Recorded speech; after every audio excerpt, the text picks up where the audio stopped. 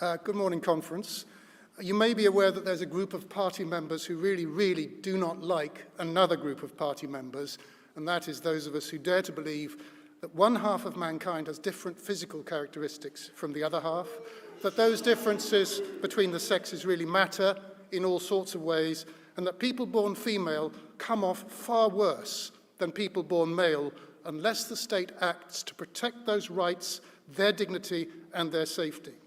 In your conference extra, there are no fewer than 14 questions that are clearly targeting us. We're described as hate mongers who indulge in discriminatory rants and put the safety of trans members at risk of harassment and abuse. One questioner even attacked the Equality Act because it now protects us from discrimination even within this party. Elsewhere, party members have accused us of wanting to commit trans genocide, which we don't. The LGBT Liberal Forum, which I chair, has been denounced as a hate group, which it isn't.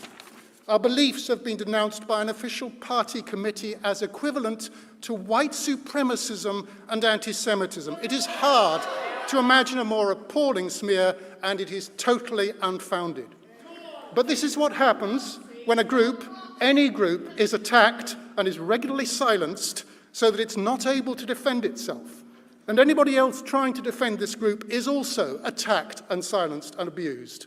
Because allegations cannot be countered, they become more and more extreme and divorced from reality. The group is demonized, painted as a vicious enemy within that presents a physical danger to others just by being present. We're not. We present no physical threat to anyone. But the more extreme the language, the more the fear is ratcheted up, the more the danger to us may become very real. So I support the new code of conduct. It isn't perfect, as has been said, but it does say that Liberal Democrats should always act with respect towards each other, and that's something that's been desperately lacking. It requires its members to agree with the party's fundamental values and objectives, and those values include freedom from prejudice and discrimination on the grounds of belief, as well as sex. It encourages members to engage in robust and passionate debate, but to play the ball, not the person, and to be measured in their criticism. We could do with a lot less personal abuse. And finally, it declares that party moderators must never use their powers to silence views with which they personally disagree.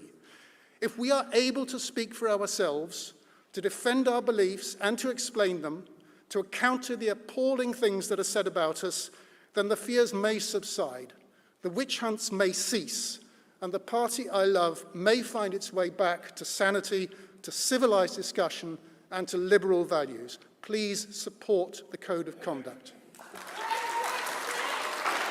Thank you, Toby. As a friendly reminder to conference, before I call the next speaker, we do listen to each other out of respect. Please do not heckle speakers as they are speaking in the hall. We can have a very respectful discussion without the heckling. So please bear that in mind in future. Thank you very much.